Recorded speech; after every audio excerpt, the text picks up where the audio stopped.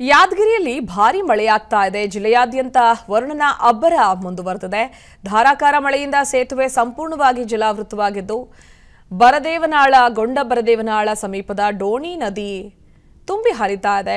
ಡೋಣಿ ನದಿ ಉಕ್ಕಿ ಹರಿತಾ ಇರೋದ್ರಿಂದ ಗ್ರಾಮಗಳ ಸಂಪರ್ಕ ಕೂಡ ಕಡಿತ ಆಗಿದೆ.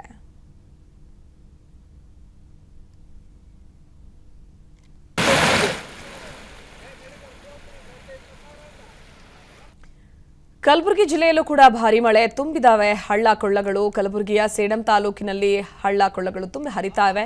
ಭಾರಿ ಮಳೆಯಿಂದ ಗ್ರಾಮ ರಸ್ತೆಗಳು ಸಂಪೂರ್ಣವಾಗಿ ಜಲಾವೃತ ಆಗಿದೆ. ಹಲವು ಭಾಗಗಳಲ್ಲಿ ಮನೆಗಳಿಗೂ ಕೂಡ ನೀರು ನುಗ್ಗಿದೆ.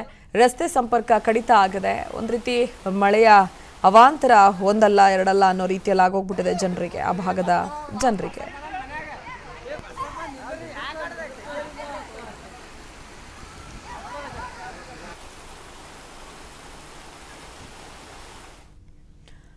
ಕೊಡಗು ಜಿಲ್ಲೆಯಾದ್ಯಂತ ಕೂಡ ಮಳೆಯ ಅಬ್ಬರ ಮುಂದುವರೆದಿದೆ. ಬಿರುಗಾಳಿ ಸಹಿತ ಭಾರೀ ಮಳೆಗೆ ಮರಗಳು ಧಾರೆಗೊಳ್ಳಿವೆ.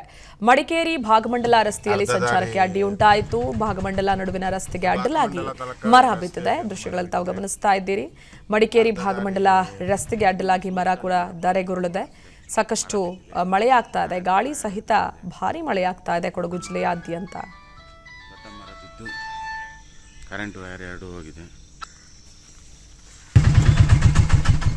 ಭಾಗಮಂಡಲ ತಲಕಾವೇರಿ ರಸ್ತೆಯಲ್ಲಿ ಒಂದು ಮರ ಬಿದ್ದಿದೆ.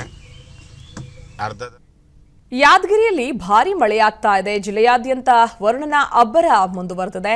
ಧಾರಾಕಾರ ಮಳೆಯಿಂದ ಸೇತುವೆ ಸಂಪೂರ್ಣವಾಗಿ ಜಲಾವೃತವಾಗಿದ್ದು ಬರದೇವನಾಳ ಗೊಂಡಬರದೇವನಾಳ ಸಮೀಪದ ಡೋಣಿ ನದಿ ತುಂಬಿ ಹರಿತಾ ಇದೆ.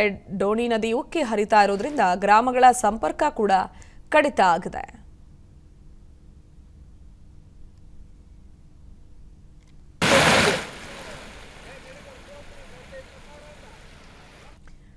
ಕಲಬುರಗಿ ಜಿಲ್ಲೆಯಲ್ಲೂ ಕೂಡ ಭಾರೀ ಮಳೆ ತುಂಬಿದಾವೆ. ಹಳ್ಳ ಕೊಳ್ಳಗಳು ಕಲಬುರಗಿಯ ಸೇಡಂ ತಾಲೂಕಿನಲ್ಲಿ ಹಳ್ಳ ಕೊಳ್ಳಗಳು ತುಂಬಿ ಹರಿತಾ ಇವೆ.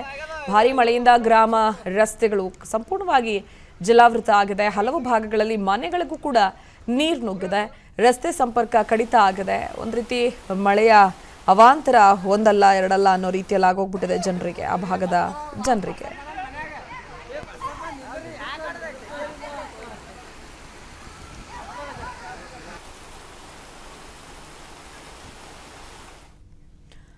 ಕೊಡಗು ಜಿಲ್ಲೆಯಾದ್ಯಂತ ಕೂಡ ಮಳೆಯ ಅಬ್ಬರ ಮುಂದುವರೆದಿದೆ. ಬಿರುಗಾಳಿ ಸಹಿತ ಭಾರೀ ಮಳೆಗೆ ಮರಗಳು ಧಾರೆಗೊಳ್ಳಿವೆ. ಮಡಿಕೇರಿ ಭಾಗಮಂಡಲ ರಸ್ತೆಯಲ್ಲಿ ಸಂಚಾರಕ್ಕೆ ಅಡ್ಡಿ ಉಂಟಾಯಿತು. ಭಾಗಮಂಡಲ ನಡುವಿನ ರಸ್ತೆಗೆ ಅಡ್ಡಲಾಗಿ ಮರ ಬಿದ್ದಿದೆ. ದೃಶ್ಯಗಳಲ್ಲಿ ತಾವು ಗಮನಿಸ್ತಾ ಇದ್ದೀರಿ. ಮಡಿಕೇರಿ ಭಾಗಮಂಡಲ ರಸ್ತೆಗೆ ಅಡ್ಡಲಾಗಿ ಮರ ಕೂಡ ಧಾರೆಗೊಳ್ಳಿದೆ. ಸಾಕಷ್ಟು ಮಳೆಯಾಗ್ತಾ ಇದೆ. ಗಾಳಿ ಸಹಿತ ಭಾರೀ ಮಳೆಯಾಗ್ತಾ ಇದೆ ಕೊಡಗು ಜಿಲ್ಲೆಯಾದ್ಯಂತ.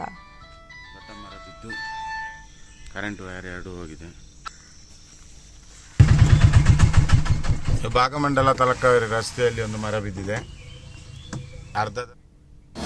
ಅನುಕ್ಷಣದ ಸುದ್ದಿಗಳಿಗಾಗಿ ವಿಸ್ತಾರ ನ್ಯೂಸ್ ಯೂಟ್ಯೂಬ್ ಚಾನೆಲ್ ಸಬ್ಸ್ಕ್ರೈಬ್ ಮಾಡಿ. ಹೊಸ ಸುದ್ದಿಗಳ ನೋಟಿಫಿಕೇಶನ್ಗಾಗಿ ಬೆಲ್ ಐಕಾನ್ ಕ್ಲಿಕ್ ಮಾಡಿ.